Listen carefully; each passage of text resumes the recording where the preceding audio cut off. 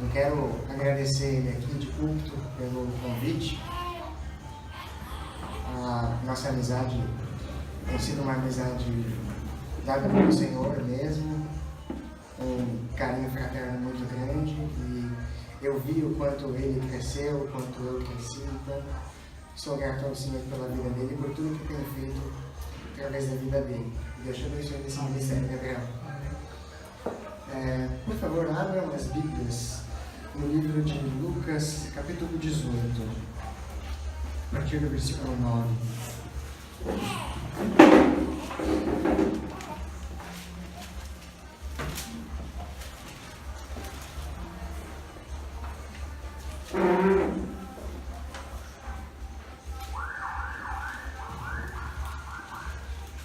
Acharam?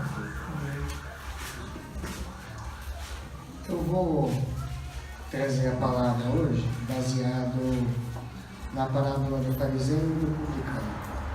Uma das parábolas conhecidas de toda a Bíblia, mas creio que infelizmente ela seja pouco abordada no meio cristão. A gente ouve sobre a parábola do semeador, a gente ouve sobre a parábola do grão de mostarda, sobre a parábola do Senhor da vinha, do juizinho, mas essa parábola é pouco explanada. Então, quero fazer uma meditação com os irmãos nessa palavra do Senhor. Versículo 9. Contou também esta parábola a alguns que confiavam em si mesmos, achando-se justos e desprezavam os outros. 2 homens subiram ao templo para orar. Um era fariseu e o outro publicano. O fariseu, de pé, orava consigo mesmo: ó Deus, graças te dou porque não sou como os outros homens, ladrões, injustos, adúlteros, nem mesmo como este publicano. Jejuo 2 vezes por semana e dou o dízimo de tudo quanto ganho. Mas o publicano, em pé e de longe, nem mesmo levantava os olhos ao céu, mas lamentava-se profundamente, dizendo: ó Deus, tem misericórdia de mim, um pecador.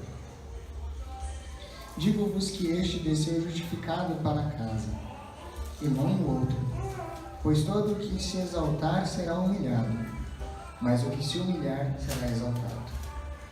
Amém. O Gabriel, antes de passar a palavra, disse sobre quebrantamento.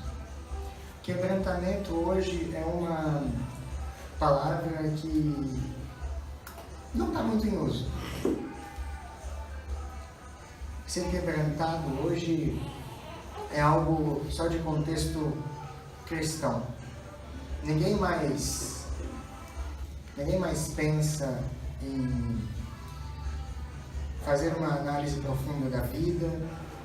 Ninguém pensa mais a respeito dos planos que teve. Hoje ninguém consegue fazer uma autoavaliação. Independente de contexto, uma autoavaliação é sempre bem-vinda. Mas nós temos um padrão para fazer uma autoavaliação. Não apenas fazer por fazer, mas nós temos a reta justiça. Nós temos aquilo que Deus nos entregou e nos confiou, para então fazer um retrospecto de como estamos. Nos versículos anteriores, no contexto anterior dessa passagem, Jesus estava falando com os discípulos justamente sobre algo que também não está muito comum hoje em dia, principalmente nas igrejas: a oração. Nós aqui investimos 30 minutos em oração silenciosa. A oração é aquela disciplina espiritual que nos alimenta juntamente com a palavra. Não tem como alguém fortalecer-se na fé apenas com a palavra e excluindo a oração. Do mesmo jeito que é impossível alguém se fortalecer na fé apenas orando e não lendo a palavra. Jesus, ao falar de oração, O versículo anterior fala a respeito de outra parábola, a parábola do juiz iníquo. Também, como eu disse, muito conhecida no meio cristão. Essa parábola diz de uma mulher, uma viúva, que pleiteava uma causa a um juiz e este era indiferente com ela. Ele sabia da causa dela, sabia que tinha que fazer justiça, mas não aplicava a justiça a ela. E ela todo dia importunava esse juiz iníquo. Até que, num belo dia, ela conseguiu o ganho da causa. Jesus traz, neste contexto de Lucas 18, de 9 a 14, e no contexto anterior, do versículo 1 até o versículo 8, a importância da oração, mas não apenas da oração pela oração, mas a oração em saber o que é certo, qual a causa que você pleiteia e ser insistente na oração. Ele ressalta a importância com que o cristão deve ter de uma vida de oração, apresentando a importância de termos as nossas causas perante Deus, suplicando a fim de que obtenhamos as respostas. Esse é o contexto imediato da passagem. A partir do versículo 9, Jesus começa a contar a parábola do fariseu e do publicano. Ao lermos essa parábola, a gente pode extrair alguns aspectos importantes desse texto. Alguns princípios, os quais eu creio que são de grande importância para nós como indivíduos e para nós enquanto corpo, para a vida cristã. Essas áreas nas nossas vidas dizem especialmente a área espiritual, que deve sempre estar sob vigilância para que não caiamos em tentação e principalmente no maior pecado que será abordado aqui nessa passagem, o orgulho e a prepotência. O texto nos aponta 2 tipos de pessoas e 3 aspectos importantes da maneira como nós nos relacionamos com Deus e que são imprescindíveis ao tratar da fé.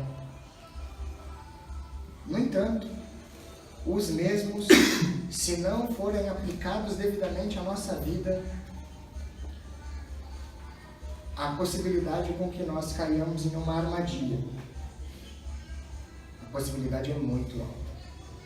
Os 3 aspectos que eu quero ressaltar desse texto são: primeiro, a confiança; segundo, o propósito que o texto estabelece aqui, que é a oração; e o terceiro, que é a humildade.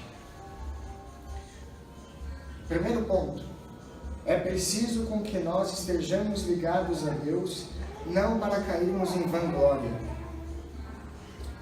O relato bíblico que Jesus nos apresenta diz a respeito do fariseu. O fariseu era um grupo de pessoas que eram especializados na lei. Eles eram o que nós temos hoje como os advogados da teologia. Eles sabiam tudo da Bíblia até então existente na época. A Bíblia até então existente na época, como vocês devem saber, era de Gênesis a Malaquias. Não existia o Novo Testamento. O Novo Testamento ainda iria ser escrito pelos relatos dos discípulos após a ascensão de Jesus ao céu. Então, os fariseus tentaram por várias vezes fisgar Jesus. Por várias vezes eles tentaram colocar para Jesus uma pedra, figurativamente falando, para que ele tropeçasse, a fim de encontrar nele algo injusto, algo que invalidasse o seu ministério. A gente pode encontrar um exemplo disso no capítulo de Lucas, no capítulo 17 de Lucas, no versículo 20. Com esse contexto todo, Jesus propôs essa parábola, que a primeira pergunta que fica aqui para vocês é: visando alcançar quem ou o que muitas vezes tentam nos combater com uma verdade que não é de fato a verdade de Deus. Como nós temos reagido em meio ao conhecimento, em meio a tudo aquilo que nos chega, e hoje em dia nos chega muita informação, e muitas vezes nós não averiguamos o que estamos recebendo. Nós muitas vezes não filtramos tudo isso. E muitas vezes, ao estudar muito sobre um ponto, a gente pode cair em vanglória. A gente pode cair em vanglória no aspecto da religião. Nós podemos julgar que por tempo de congregação, que por pregar a palavra, que por você ser um evangelista ou ser um missionário, você sabe muita coisa. Sim, de fato você pode saber muita coisa, mas todo o conhecimento tem que ser usado para a glória de Deus e não para a sua glória própria. A pregação da palavra visa apontar Cristo como referencial e não você, não a mim. O texto fala algo interessante. Ele fala de pessoas que confiavam em si mesmas. Isso nós encontramos no próprio versículo 9, quando Jesus fala: alguns que confiavam em si mesmos. Como está a sua confiança hoje? Em quem ou o que você tem confiado? Você tem confiado em Deus? Ou você tem confiado no seu próprio entendimento? Aliás, em Provérbios tem uma passagem que fala exatamente disso. Não confie no seu próprio entendimento. Por que não confiar no seu próprio entendimento? Quem escreveu Provérbios? Quem escreveu Provérbios foi Salomão, o homem mais sábio de todos os tempos. Ele sabia do que ele estava falando. Ele tinha vasto conhecimento sobre todos os assuntos. Esse fariseu tinha um vasto conhecimento sobre a lei. E ele julgava-se importante sobre os demais. Tanto que eles se consideravam justos perante si mesmos, não perante Deus. Isso pode trazer para nós um perigo, do versículo 9, do que o texto nos aponta sobre a confiança. Fica a pergunta: onde está a nossa confiança? Mas o que seria confiança de fato? Segundo o dicionário, ele define confiança como um sentimento de quem confia ou de quem acredita na sinceridade de alguma coisa ou de alguém, a que lhe atribua crédito, confiança em si mesmo ou nas qualidades de outrem ou também de si. Note que confiança determina um padrão. Determina um padrão. Qual padrão nós temos seguido? Um padrão a partir da Bíblia? Ou um padrão a partir do mundo e tudo aquilo que ele deseja nos empurrar?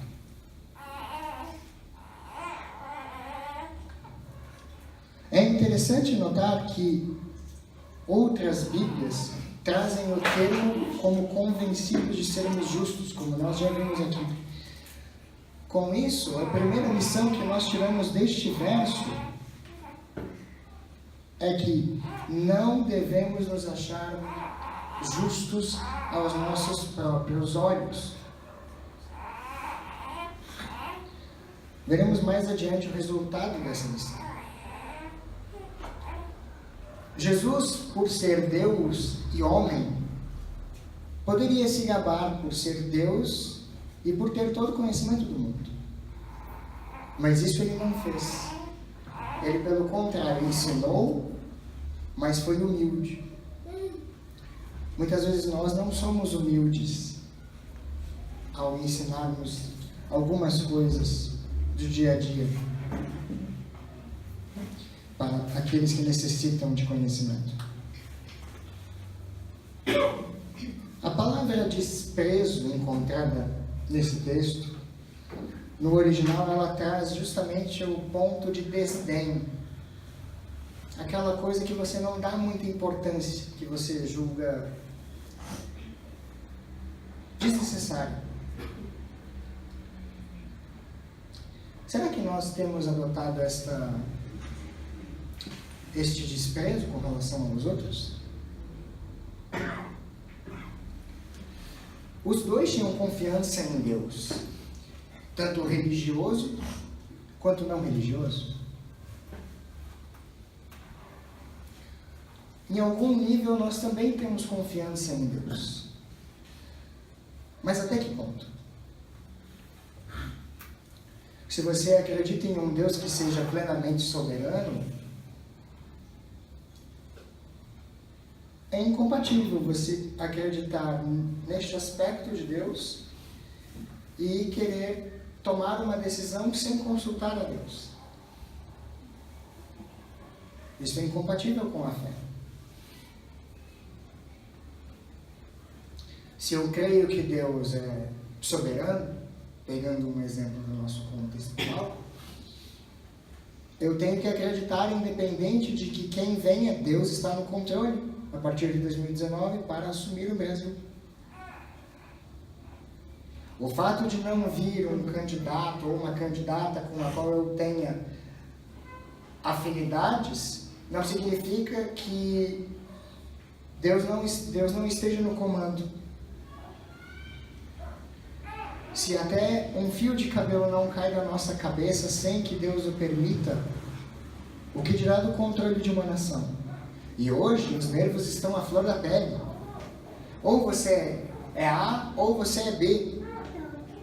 Não se tem condições mais de sentar à mesa muitas vezes para conversar de modo civilizado com as pessoas, com aquelas que discordam de você.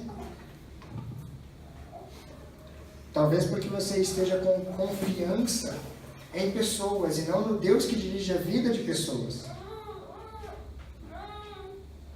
Jesus continua a exposição da parábola dizendo que ambos subiram ao templo com o propósito de orar.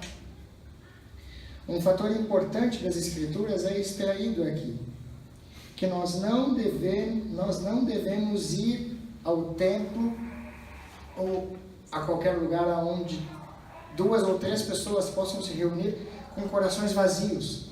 Os dois tinham um propósito: orar. Quantas vezes você entra para orar no seu quarto de modo randômico, de modo aleatório? Eles tinham um propósito em ir ao templo: orar. Nós temos esse propósito muitas vezes? Ou quando você vai em oração, você tem o propósito de, por exemplo, orar pela condução do Brasil? Você se importa com aspectos como este?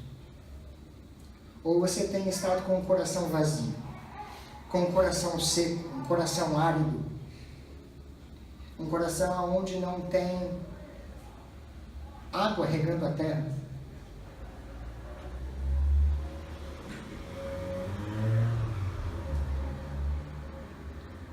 Seja talvez impossível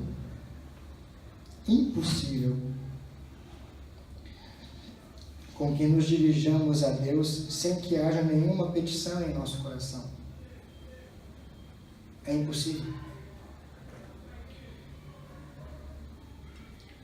Deus, como nosso Pai, sabe muito bem de tudo aquilo que nós precisamos e também do que nós queremos. Mas Ele sabe o que é o melhor para nós. Deus diz que deseja dar a nós o fim que desejamos.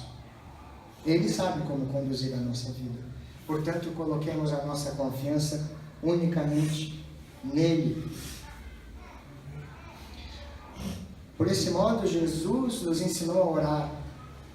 E note que na oração do Pai Nosso, nós não pedimos por nós. Nós até pedimos, Mas isso está lá no final da oração. No começo da oração, antes de chegar a não permita com que caiamos em tentação, há algo muito difícil de ser feito hoje em dia. A parte da oração que diz: faça-se a tua vontade assim na terra como no céu. É difícil pedir para que a vontade de Deus seja estabelecida quando nós temos um coração cheio de muitas coisas, menos de Deus.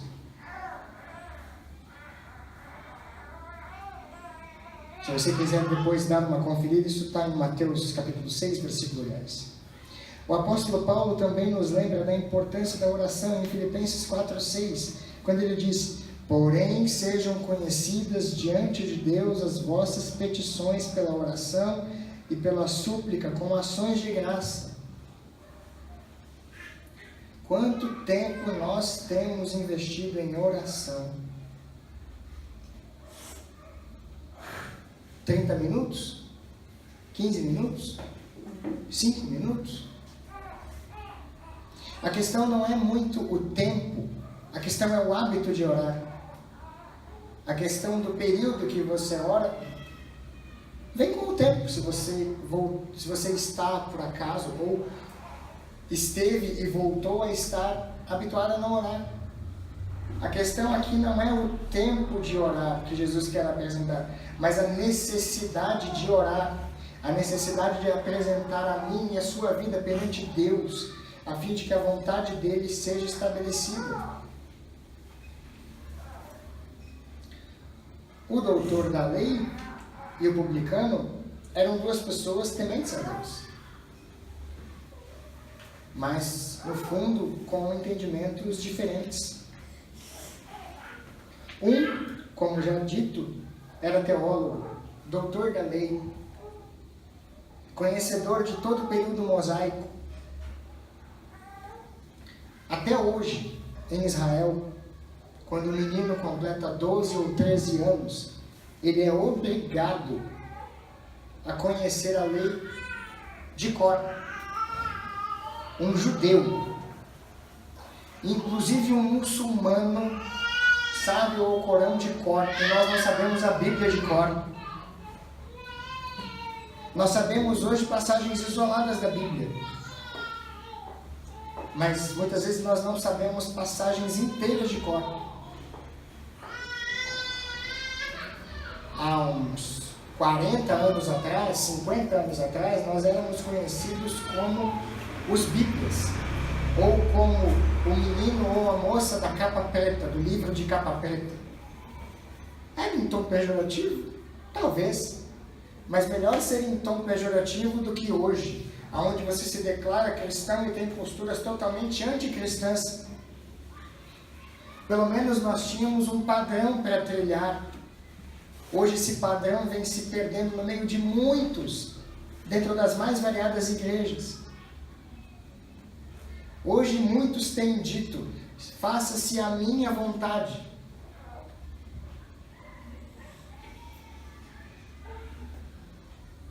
E isso vai interferir no modo como você ora.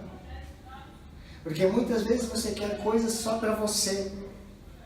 E quando você coloca isso, você também fala das suas supostas qualidades e das supostas desqualificações dos outros.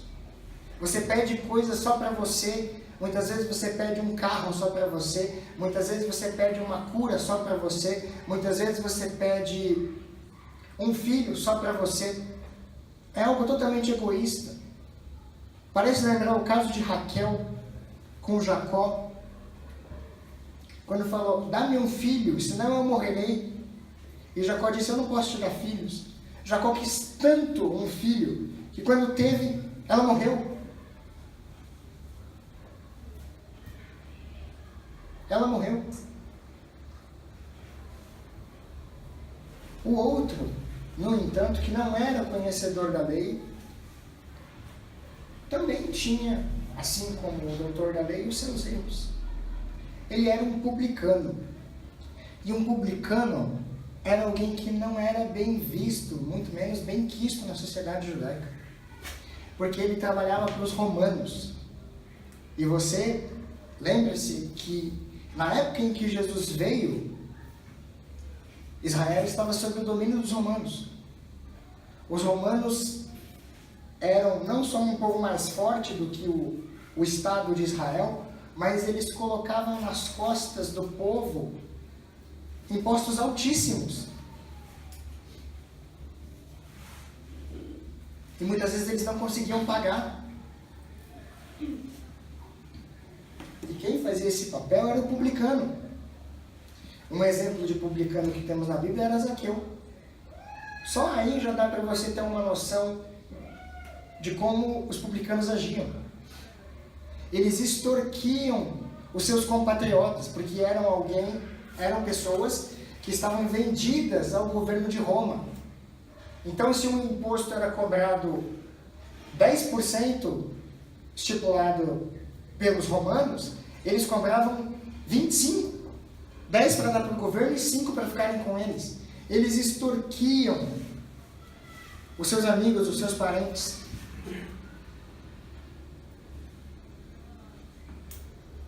O publicano não era alguém bem visto na sociedade.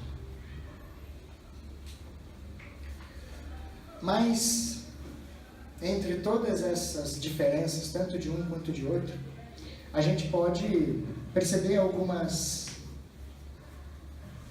alguns pontos aqui, entre eles. Começando pelo fariseu. O fariseu, como um religioso, em seu coração julgou-se superior.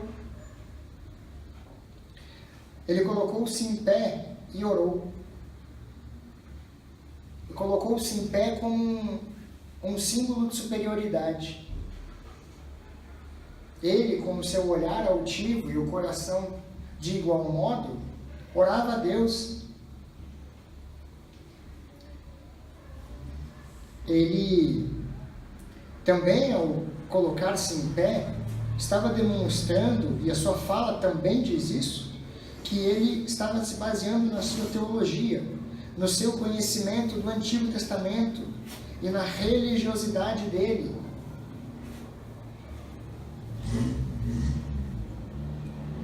Podemos ver isso nos versículos 11 e no versículo 12. Nos traz o retrato exato do fariseu. Além disso, de todo esse conhecimento que ele tinha, que deveria ser usado para a glória de Deus, ele desdenhava do publicano. Ele fez questão de colocar diante de Deus as suas obras, como se fosse algo que pudesse justificá-lo, algo que pudesse aprová-lo diante de Deus. Mas não é isso que Deus quer de nós. Deus não quer altivez, Deus não quer arrogância, Deus não quer prepotência. O que Deus quer é um coração humilde e rendido a Ele. Foi justamente o que Davi disse ao Senhor no Salmo 51. Ele pediu para que Deus mudasse o coração dele. Assim como também vemos mais adiante no Antigo Testamento, quando Deus disse que trocaria o coração do povo de pedra por um coração de carne. Um coração enrijecido pelo conhecimento. Um coração que não estava plenamente rendido a Deus.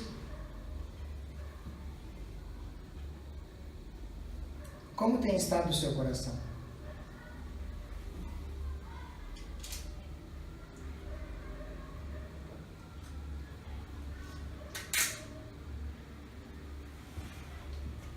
Você tem se parecido mais com um fariseu ou com um publicano?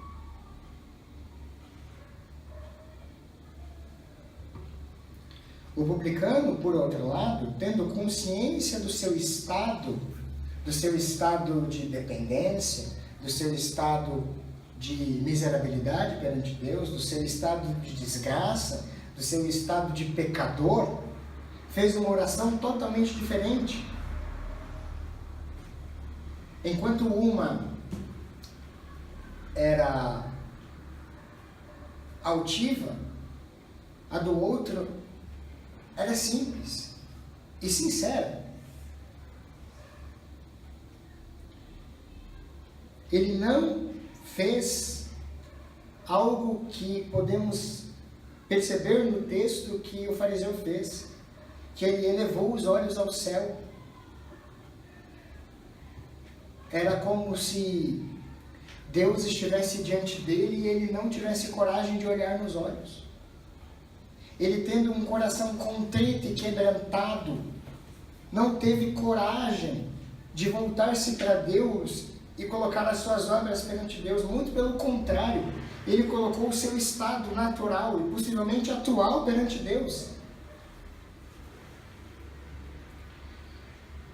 Ele fez uma oração a Deus aonde ele não poderia se exaltar, pois o texto, conforme ele nos informa, ele ficou distante do fariseu.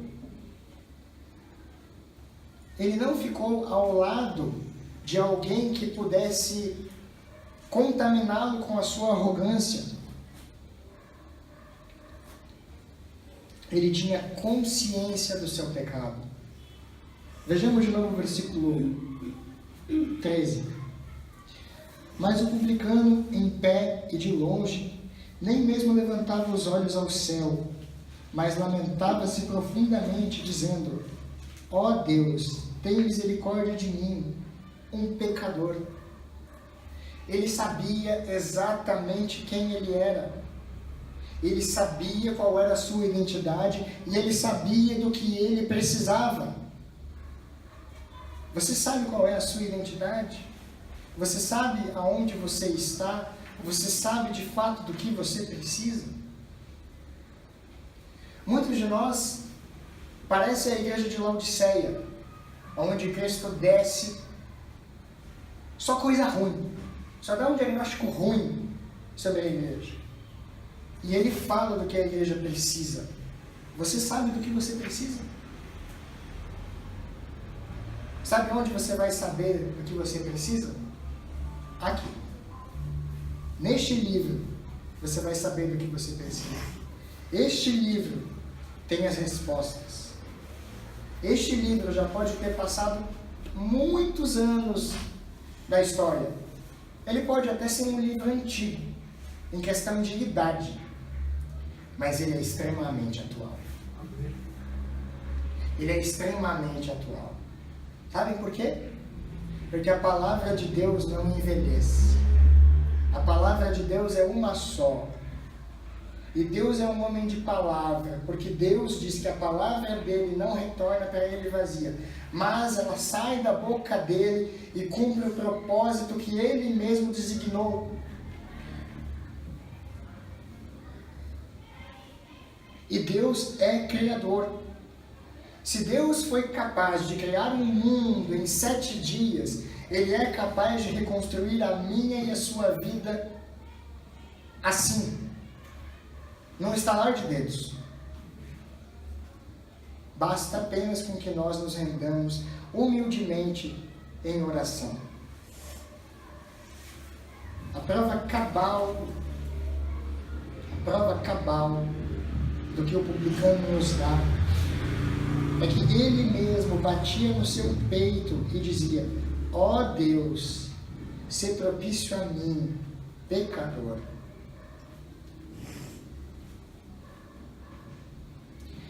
Nós encontramos nas duas orações 2 elementos distintos que refletem categoricamente ações possíveis a respeito do nosso relacionamento com Deus. O quanto nós desejamos ter de Deus como nosso instrutor em meio à penosa estrada da vida, nós obteremos dele se realmente o pusermos como prioridade, como primeiro lugar em nossas vidas.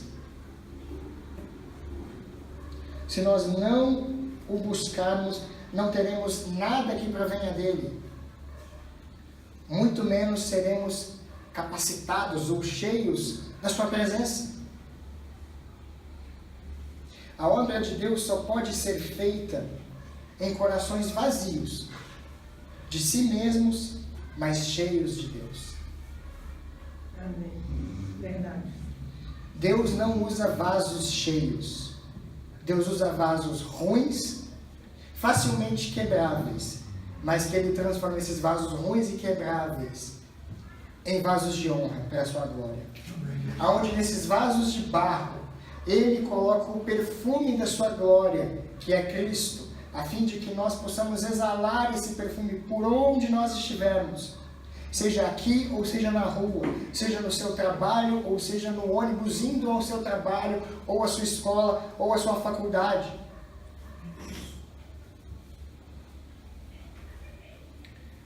A oração é também um meio de graça.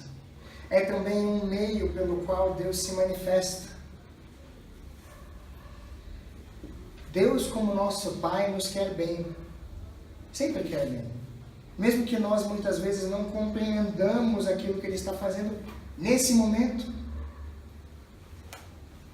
Nesse momento nós podemos estar passando por momentos conturbados, por momentos difíceis, por momentos em que nós não desejaríamos estar passando, mas Deus tem um propósito e faz tudo para o nosso bem. Assim como Paulo diz, ele diz que a vontade de Deus é boa, perfeita e agradável. Não basta ser perfeita, ela é boa e agradável. A vontade de Deus é boa, perfeita e agradável. Ele nos instrui na forma como nós devemos servi-lo e adorá-lo, para que nós não venhamos a fazer isso. Por que nós não devemos fazer isso por meio da oração? A oração é um meio pelo qual Deus se manifesta e é o ponto de contato entre Deus e o homem. Prova cabal disso foi Jesus. Mesmo sendo Deus, orou ao Pai. Mas por que se ele era Deus? Porque ele também estava numa condição de homem.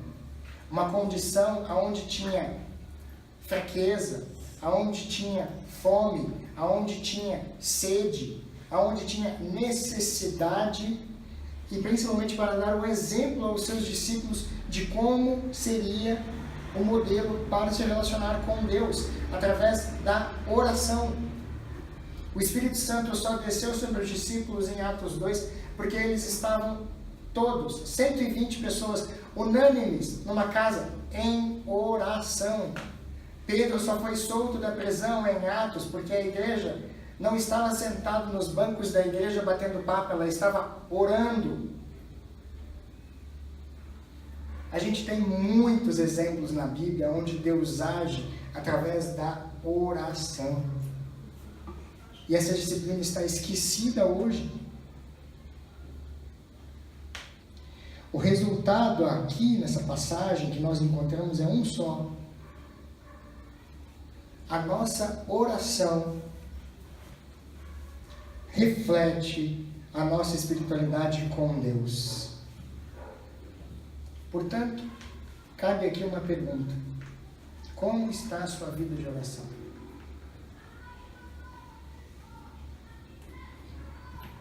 Eu desconheço qualquer crente que não tenha conseguido nada sem oração. Não importa se você está orando 5 minutos ou está orando 1 hora. Se você faz isso sempre, você está em comunhão com Deus. É claro que quanto mais tempo você passar com Deus em oração, melhor. Isso é fato. Mas o propósito é orar. Por mais nobres que sejam esses desejos, sem que os mesmos tenham sido respondidos. Muitas vezes eles não são respondidos, mas quando nós oramos, eles são respondidos através da oração.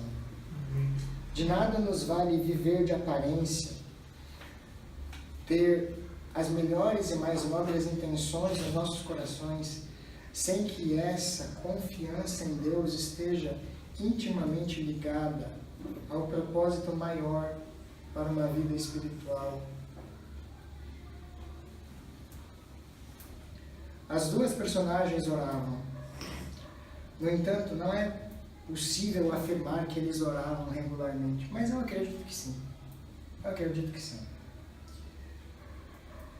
Até o exemplo do fariseu nos faz imaginar isso. E esse publicano, pelo visto, era um publicano crente. Era crente, porque ele orava a Deus e ele colocava a sua questão diante dele.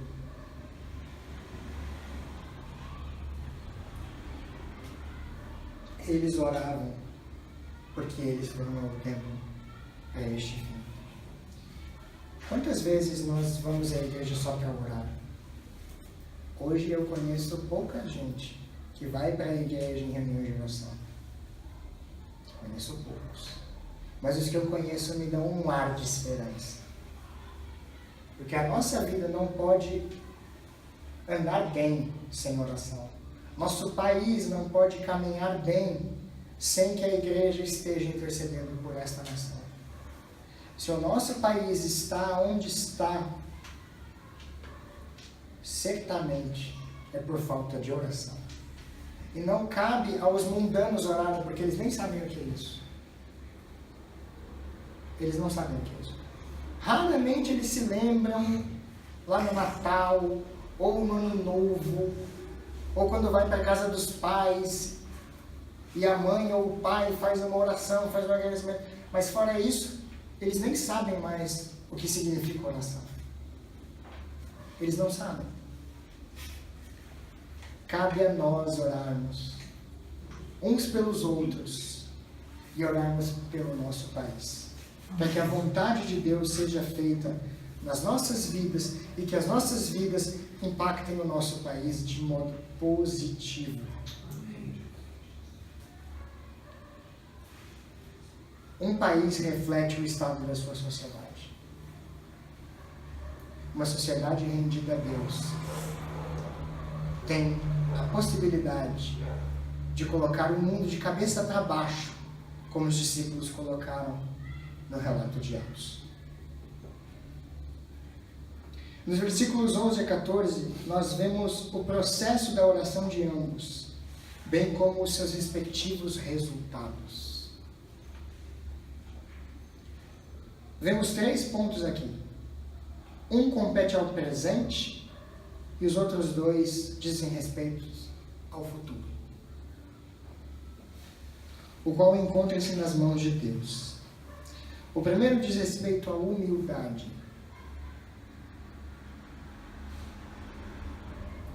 Humildade também não está muito em voga nos nossos dias. O que seria humildade?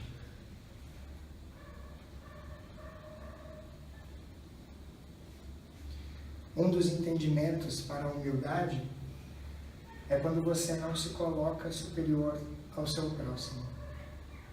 Você sabe que ele não tem, talvez, ainda a mesma capacidade que você, mas ele poderá alcançá-la. Ele poderá alcançá-la. A justificação e a exaltação, a qual é concedida nos últimos versículos da passagem, ela compete unicamente a Deus. Nós temos visto muitas pessoas arrogantes no nosso meio. Muitas.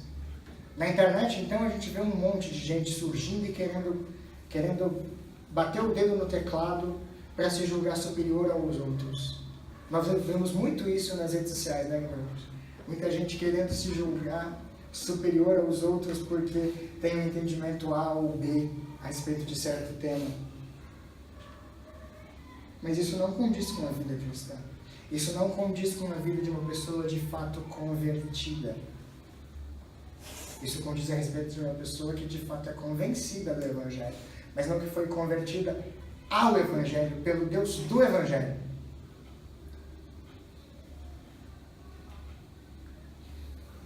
Tanto a humildade quanto a presunção e a arrogância têm as suas consequências. Inclusive no nosso dia a dia, quando dizemos um ditado muito popular, toda ação tem uma reação. Sim, toda ação tem uma reação. A ação do publicano foi ser exaltado por Deus, foi ter sido levantado por Deus, foi, quem sabe, talvez capacitado por Deus para fazer a sua obra. A do fariseu, possivelmente deve ter sido humilhado. Deve ter sido humilhado. Um desceu justificado para a sua casa, o outro desceu vazio. Desceu com um monte de conhecimentos na cabeça, mas com o coração vazio. E nós devemos ter conhecimento na cabeça e conhecimento no coração. Pois é do coração que saem todos os maus intentos. Se o nosso coração estiver de fato rendido a Deus, e nós tivermos consciência daquilo que somos e de quanto precisamos de Deus, Deus cumprirá a sua obra na nossa vida. Deus a cumprirá.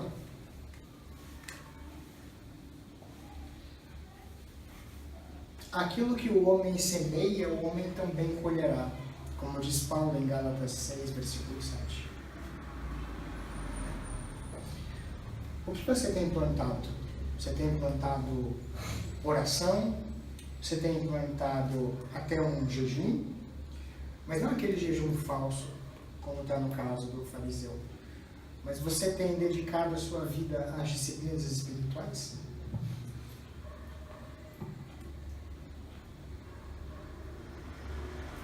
A oração do fariseu foi presunçosa, arrogante, cheia de humanismo, repleta de obras, mas foi uma oração que muitas vezes nós não percebemos essa palavra no nosso meio. Ela foi uma oração preconceituosa. Dá uma olhada no versículo 13.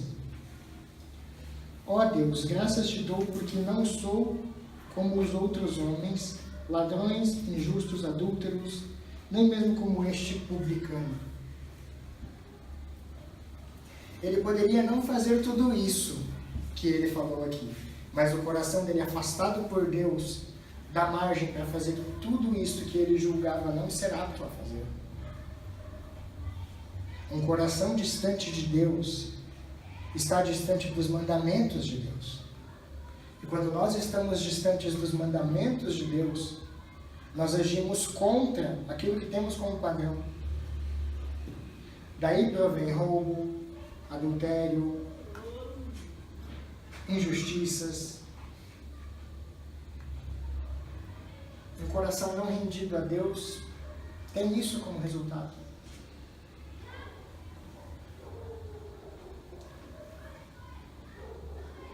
Como está o nosso coração? Ele está rendido a quem? A Deus ou ao mundo?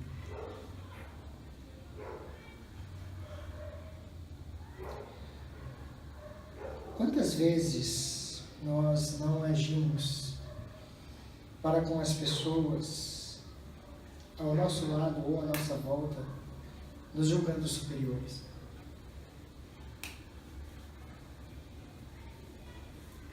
Isso, até para quem estuda, isso é um perigo. Para quem estuda é um perigo. Eu sei de algumas coisas que você não sabe. Não tenho um entendimento teológico A, você tem um entendimento teológico B, então eu não quero nem conversa com você. Isso eu já cansei de ver. As pessoas não conseguem ter humildade. As pessoas não conseguem agir com doçura.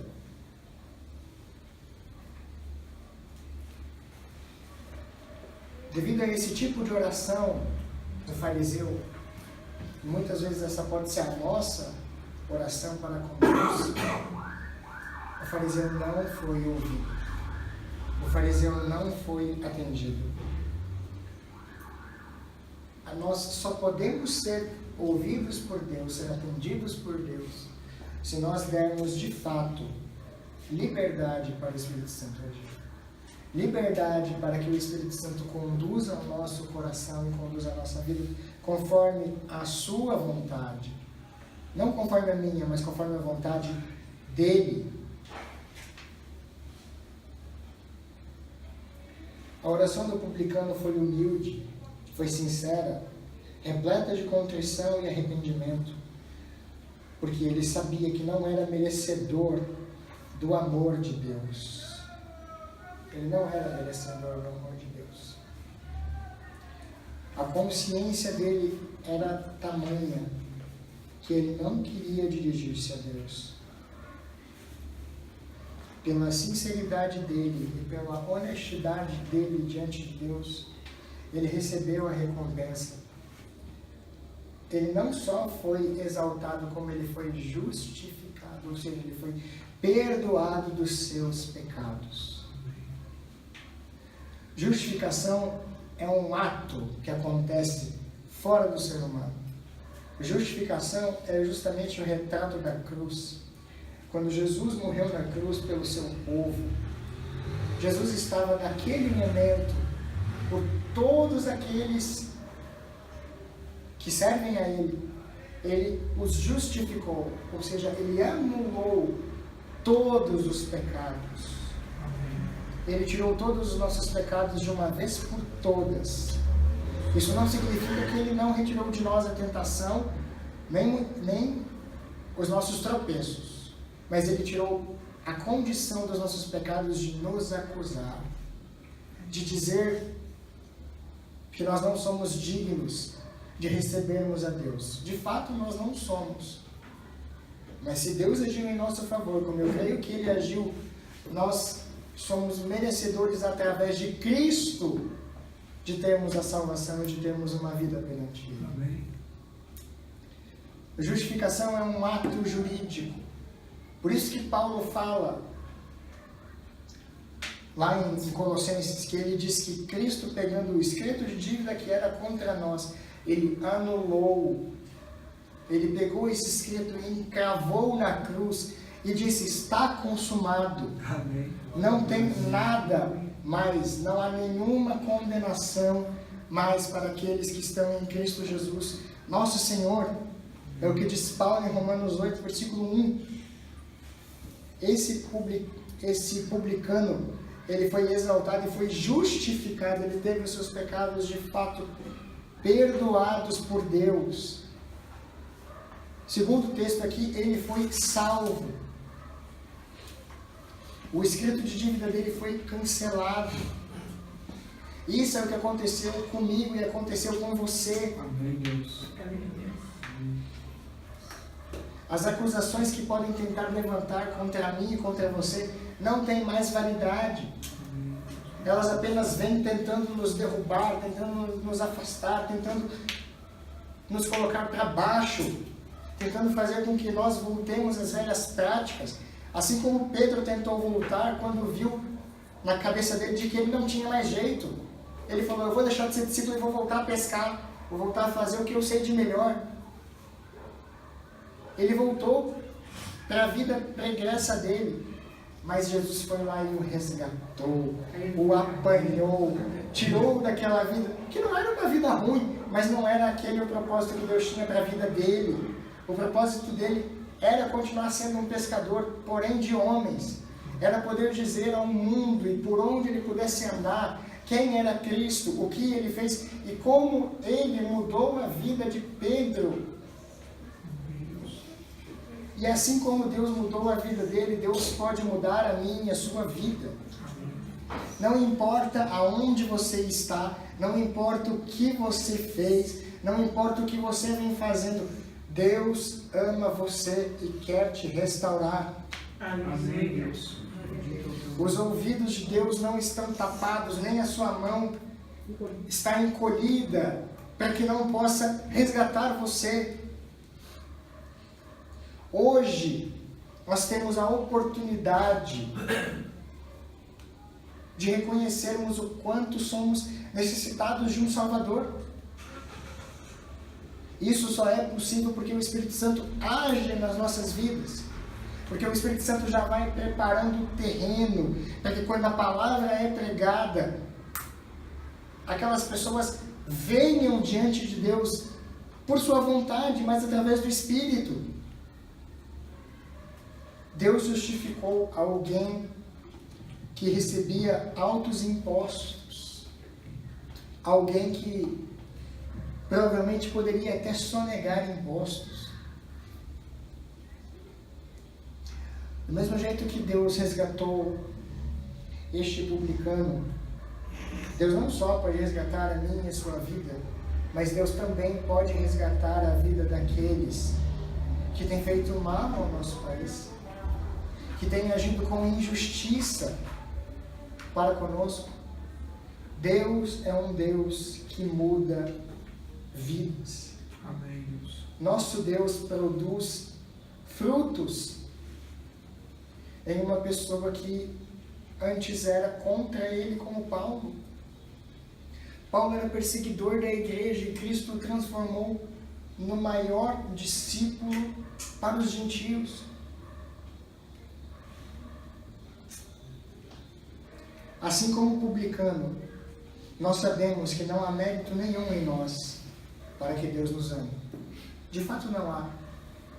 Mas Deus nos ama com o seu amor infinito, com benignidade, com benevolência, nos trazendo paz, nos trazendo consolo, fazendo com que a paz que excede todo entendimento guarde o nosso coração em Cristo Jesus.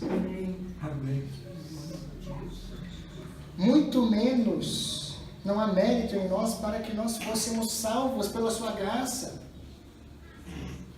Pela graça nós somos salvos através da fé. E isto, ou seja, a graça não vem de nós, mas vem de Deus. É a graça que nos alcança, é a graça que nos resgata, é a graça que retira de nós tudo aquilo que não provém de Deus, para colocar um coração de carne, ao retirar um coração de pedra. Amém.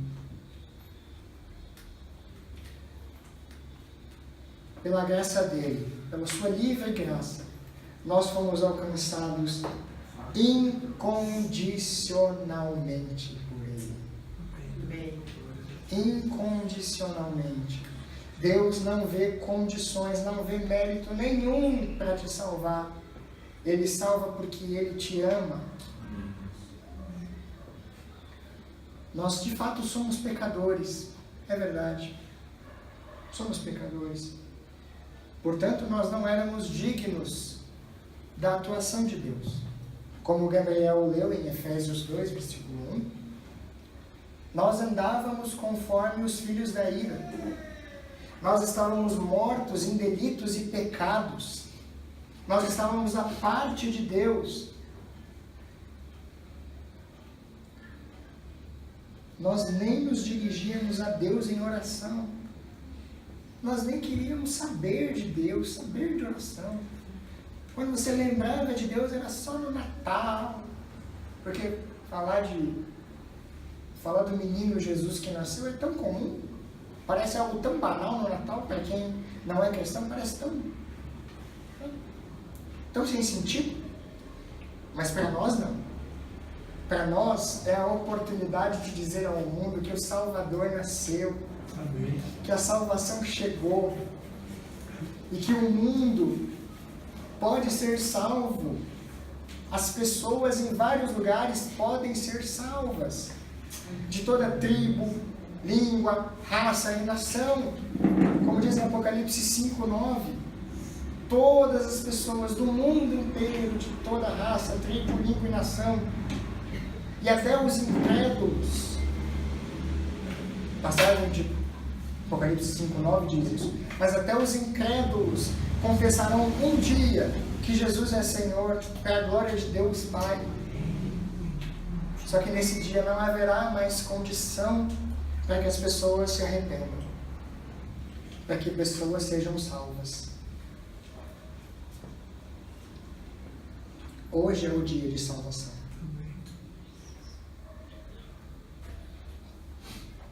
Hoje, nós vimos qual deve ser a nossa atitude perante Deus. Vimos o que Ele espera de nós e como nós devemos agir.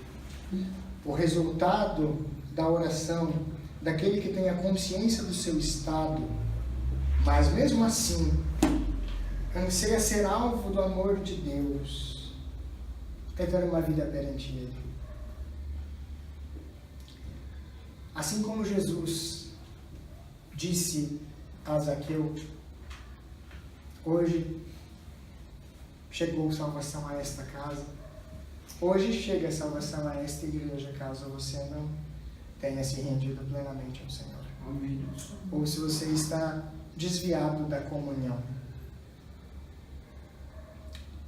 Que nós tenhamos esse sentimento do publicano, sempre nos nossos corações, a fim de que nós possamos viver para a glória de Deus por toda a nossa vida, que é o nosso único intento, a razão pela qual o ser humano foi criado, é para glorificá-lo e exaltá-lo para todo sempre.